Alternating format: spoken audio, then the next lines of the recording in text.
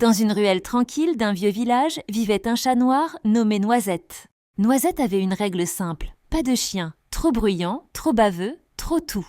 Un jour, un chiot s'installa dans la maison d'à côté. Il s'appelait Pablo. Pablo était maladroit, trop enthousiaste et totalement fasciné par Noisette. Chaque jour, il essayait d'attirer son attention. Une fleur déposée devant la porte, un bâton bien trop grand déposé comme un trésor. Un aboiement toujours suivi d'un « oups, pardon ». Noisette l'ignorait, jusqu'à ce matin pluvieux où une gouttière déborda, effrayant le chat.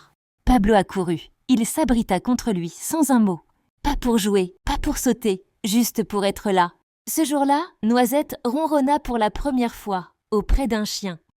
Et depuis, on entend souvent dans cette ruelle un petit jappement joyeux et un miaulement complice. Parfois, ceux qu'on pense fuir sont ceux dont on avait le plus besoin. Sur une haute prairie, là où les fleurs caressent le ciel, vivait une vache nommée Luna. Grande, calme et toujours seule. Chaque jour, elle observait la montagne sans comprendre pourquoi tout le monde disait qu'elle chantait. « Je n'ai jamais entendu le moindre son », soupirait-elle. Un matin, une petite marmotte surgit d'un terrier. C'était Philo, un vrai tourbillon de curiosité. « Et tu ne l'entends pas parce que tu regardes trop loin », dit-il en souriant. Intriguée, Luna s'allongea. Philo grimpa sur sa tête, regarda autour, puis ferma les yeux. Écoute, le vent qui glisse, les abeilles qui dansent, le silence qui parle. Et pour la première fois, Luna comprit. Le chant de la montagne, c'était tous ces petits bruits que la lenteur révélait. Jour après jour, la vache apprit à écouter avec le cœur, grâce à la plus minuscule des guides. Et chaque soir, Luna mugissait doucement, un son grave et doux. Philo appelait ça la voix des montagnes.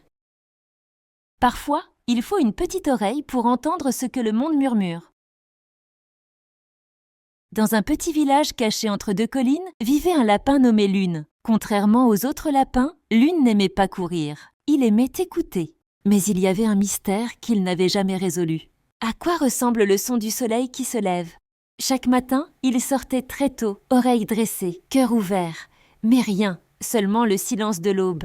Jusqu'au jour où un coq rouge flamboyant nommé Coco s'installa sur la colline voisine. Il chantait si fort, si haut, que même les nuages semblaient s'arrêter. Mais Lune était furieux. « C'est à cause de toi que je n'entends jamais le soleil. » Coco, surpris, s'excusa. « Je ne voulais que partager ma joie. Tu veux écouter avec moi demain ?» Le lendemain, Lune arriva plus tôt. Coco, cette fois, resta silencieux. Et soudain, il entendit, pas un son, mais un frisson de lumière. Un souffle de chaleur, une note d'or dans l'air. Le soleil ne chantait pas avec des sons.